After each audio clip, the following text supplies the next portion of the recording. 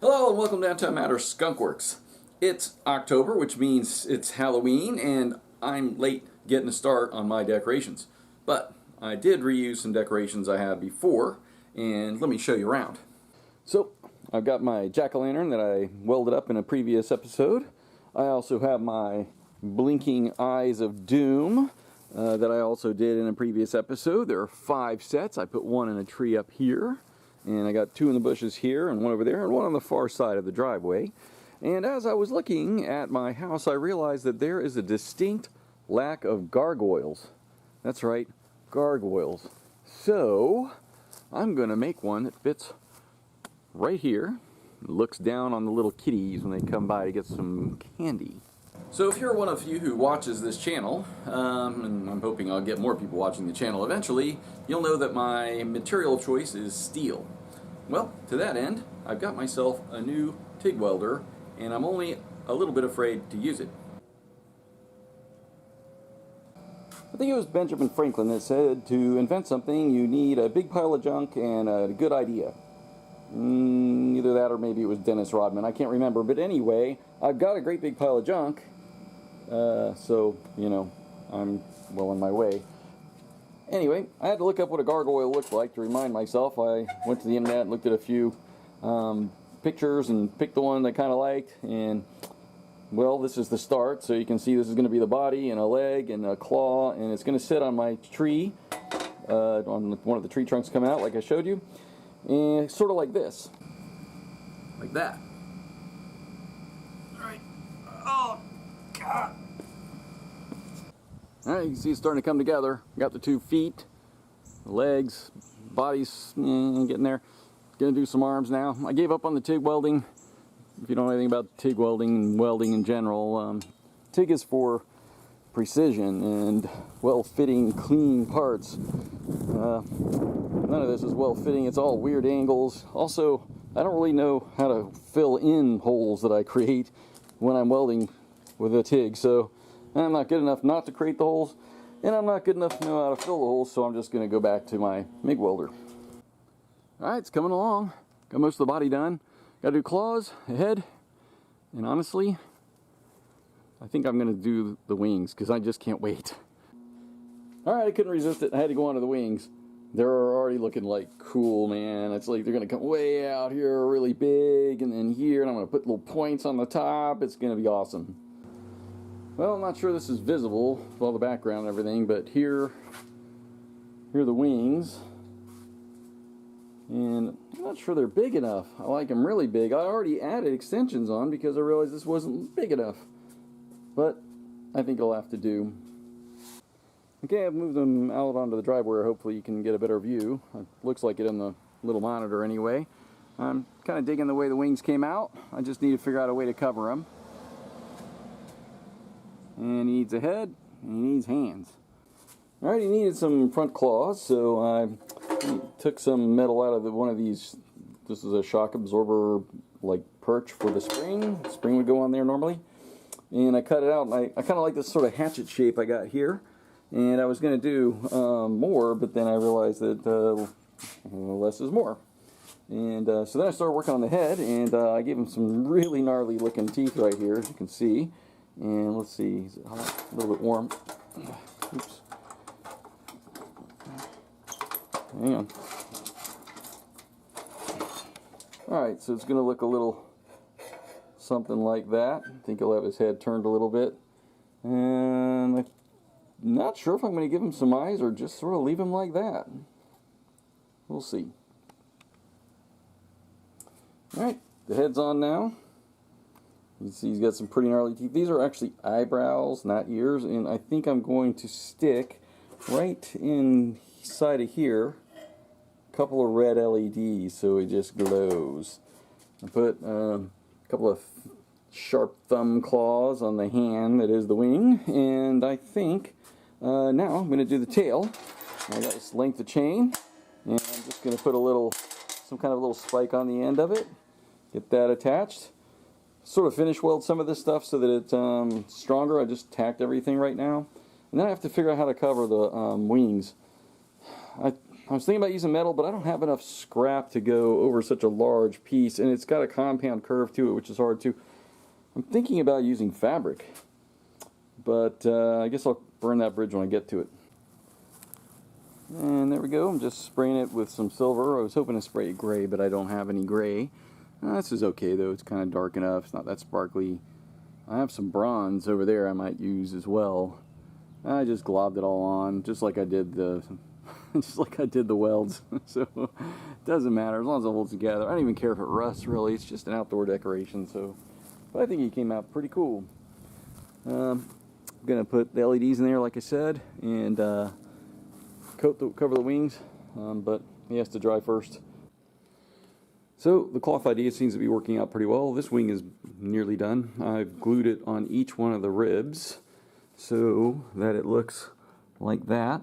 You can still see the fingers.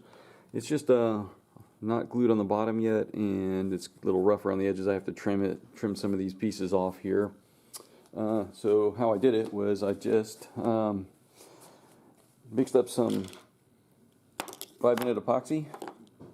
Technically, I think 6-minute epoxy, and I just put a very thin layer on each rib, and then like this is the rib that I glued, but I pulled it taut down here using these little clips along the way, so now I can take them off and glue the next rib.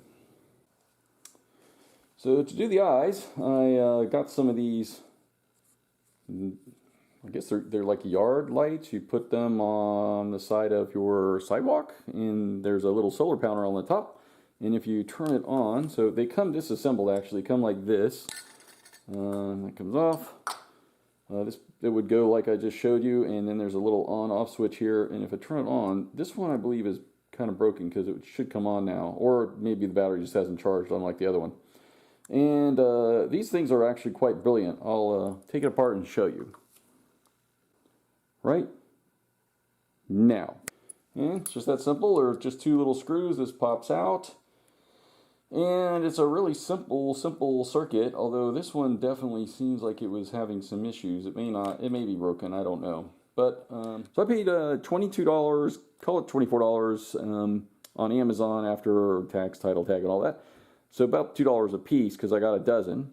But I think I saw them in the dollar store, so $1 a piece. So this is really good because it's really perfect for this application. I was wondering how I was going to be able to get like 2 eyes that could also be solar charged, and I wouldn't have to turn it on. It would come on at night on its own, and it turned out this is the perfect thing. The only difference is there's only 1 LED here, and I needed 2 for the eyes, right? But as it turns out, what happens is there's only 1 battery in here, which is only 1.2 volts.